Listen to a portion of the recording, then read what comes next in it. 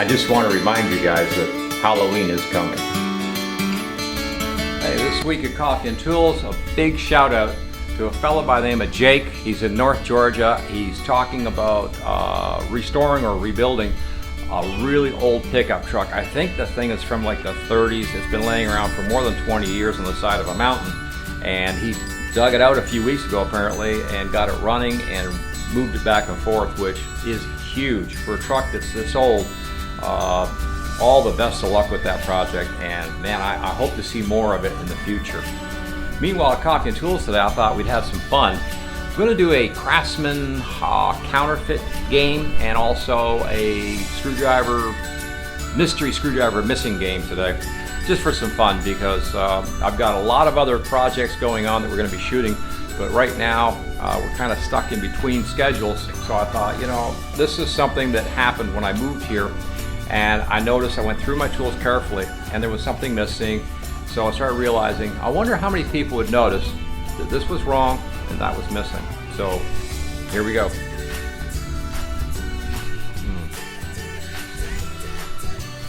Oh, let's see, how's that? Here's a story for you. There's an adjustable wrench, and this one is 8-inch, and that's pretty much, you know, I usually carry throw an adjustable wrench in any toolbox, but unfortunately I got stuck one day. It was a large metric nut, fairly easy to reach. It was on a SUV, but there was no way to move the car to the, you know, a tool place. There was no way to figure out what size the nut was. It was huge and it was metric. How do you deal with that? Well, you know, it was so big that, I mean, something like this was just too small, because it was a large nut like this size kind of thing, and it was like, you know, it's metric. I have no idea how to deal with that. So unfortunately, I don't know if I'll ever need it again, but I ended up going over to a tool store that was a number of miles away, and I figured there was only one way to get the problem solved. Yeah, 15-inch adjustable wrench. Oh, the things that happen in life. Hey, check this out for funny things. A lot of people saw this in my toolbox over the years and thought it was an oil filter wrench of some kind of specialized, you know, oil filter wrench. This is actually from a shop that I put a little bit less than 10 years in, where we actually worked on race motorcycles. And this is actually from the English Norton leftovers. I'm not even sure what bike, whether it was a Manx or a Norton Commander. I have no idea. I don't remember what it was off of or what it was for, but that's what it was in the shop for, and it's just something that's left over from those crazy old days. But you have to admit, it does look like, you know, an oil filter wrench of some type. You know, there's a funny for you. These Craftsman wrenches here came as a set, and the most popular size would be, what can you guess? The one that's missing, of course. Yes, 1/2 inch and 9/16, and of course that's the one missing from the set now. I've had them for well over 25 years, so if one's missing, I guess I'll just keep looking. Someday maybe it'll find me. And just to show you, you know, that the real deal is, look at that, made in USA. Yeah, I just thought that was kind of funny, and I just had to share it with you guys. Thought we'd have a little fun today with tools, and what we're doing is I'm scanning slowly across a set of Craftsman screwdrivers, and there's two things wrong with this set. So I did this intentionally, but there's a counterfeit Craftsman from China in that group there. And the other thing that's on this set is there's one specific screwdriver, very common, but missing from the set. There's a full set here. I can't remember the number, the pieces that the set came originally with, but it was a full set at the time from Sears, made in USA, good old Craftsman, and I bought the set and have been trying to, you know, keep it in good shape ever since I purchased it. But the point today was, and I guess we'll just stop the machine right here. The whole thing was that with the scan is that you're looking for the driver that's counterfeit.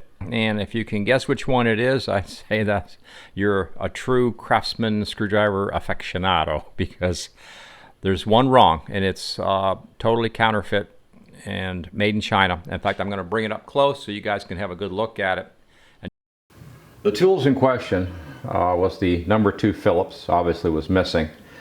There's a number 2 Phillips long handled and a short one, and of course then we have the number 3, which if you run into those, this is really the one that I think is kind of funny. I had a set of these, but they've broken and gotten, you know, they've pretty much gotten destroyed one way or another. But the Chinese made a good knockoff here. This is a blacker color, so I'm just going to show you the difference. You can see how black that is. The top is a little bit rounder, like the older style Craftsman used to be. But that's quite a little counterfeit piece, I think. I could almost see Craftsman going into court and saying, hey, you know, you did something you shouldn't have been doing. I kept this one because it's an odd one too, because, well, I mean, look at this short shank on that flathead. You know, I don't have anything that's like that. So the short shank is, I just thought was really odd, but I kept this one out of the set. The rest of them have been broken and discarded one way or another over the years. But I have managed to keep my set of Craftsman together, so that's a good thing.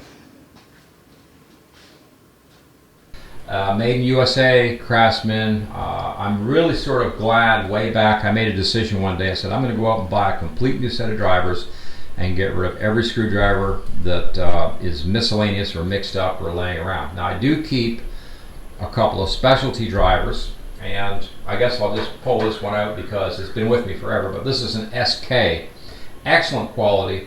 It's got, you know, your hex up here where you get a wrench on it to really, you know, force something if you're working with a slotted driver.